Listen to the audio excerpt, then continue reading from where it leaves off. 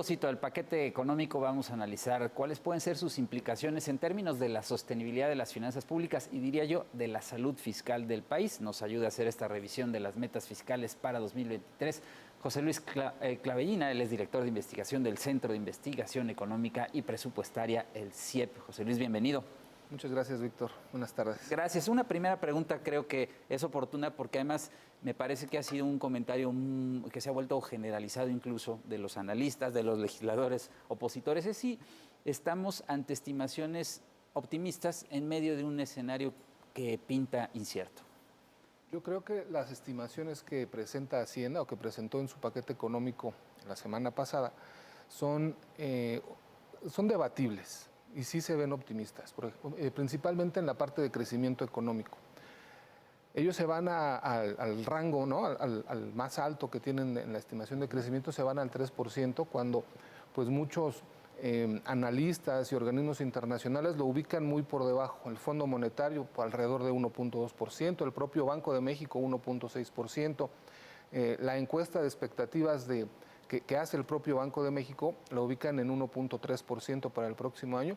Y hay algo que llama la atención en el paquete.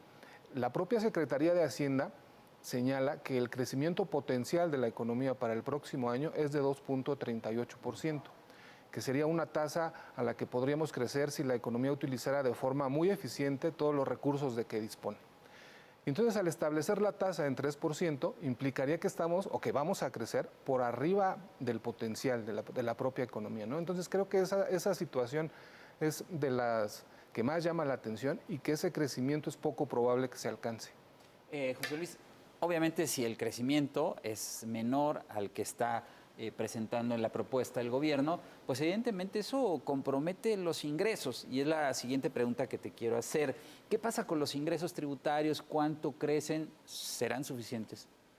Sí, la Secretaría propone ingresos por 7.1 billones de pesos, más o menos. Crecen más o menos 10% respecto de lo que se aprobó el año pasado.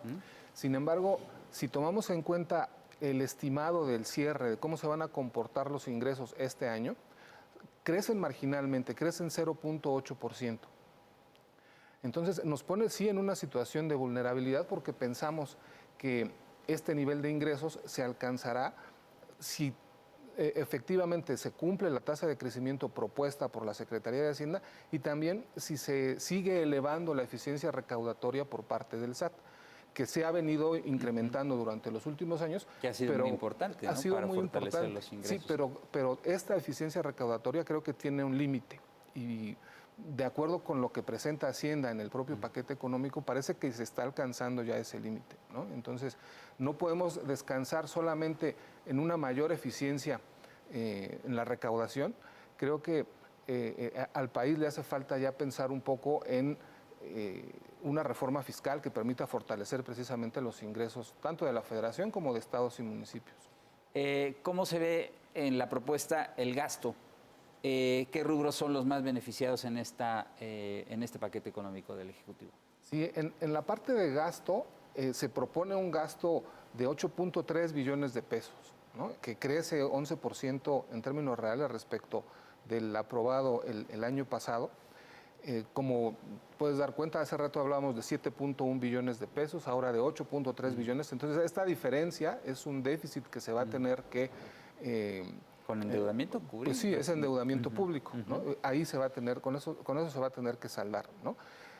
Llama la atención también que entre gasto federalizado, pensiones y costo financiero, se están llevando el 63.2% del presupuesto. Entonces nos deja un escaso margen de maniobra. Pensiones, gasto federalizado y costo de la deuda. Y costo de la deuda. O sea, entonces, 63 pesos de cada 100 ya tienen, están digamos... destinados a eso, exactamente.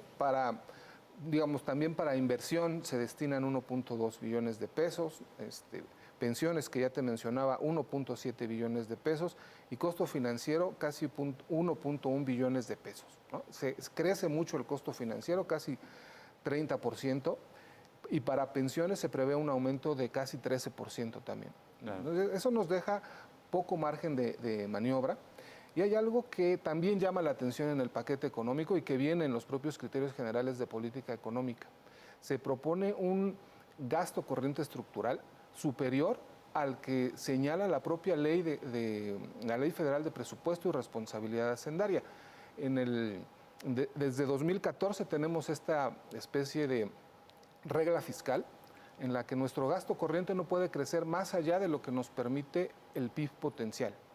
Sin embargo, para esta ocasión se propone un gasto mayor a ese límite.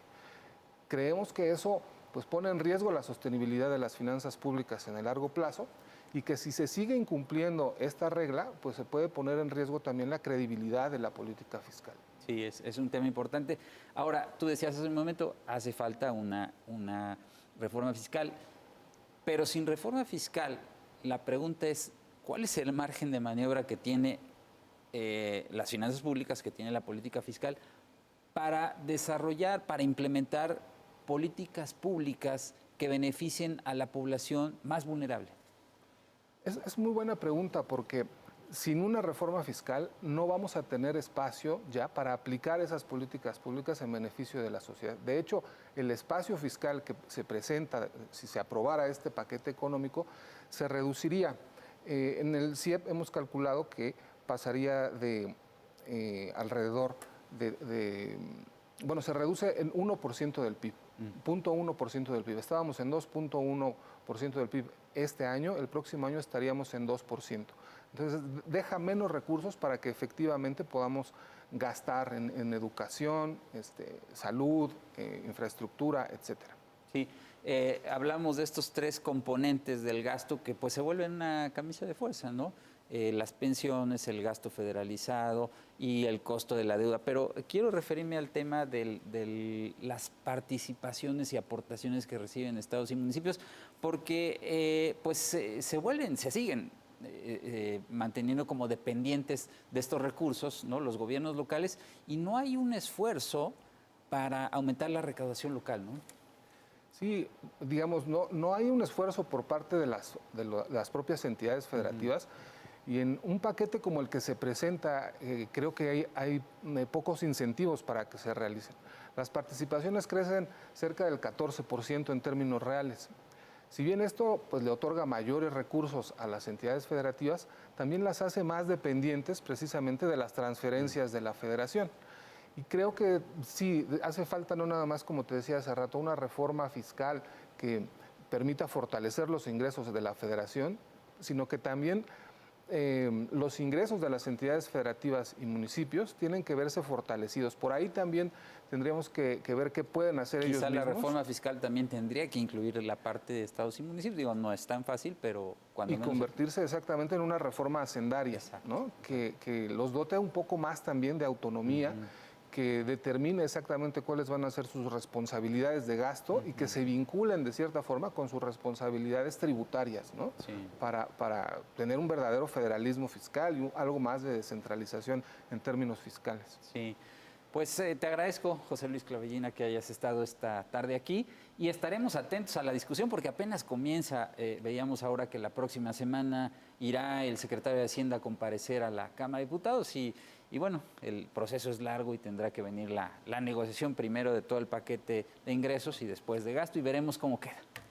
Sí, muchas gracias y esperemos que el Congreso también se debata y se pueda cambiar un poco el paquete, ¿no? Hacerlo un poco más realista. Que no hayan los famosos mayoriteos, ¿no? Porque estamos hablando de las finanzas públicas del país, de la salud fiscal del país. Así es. Muchas gracias por la invitación. Gracias.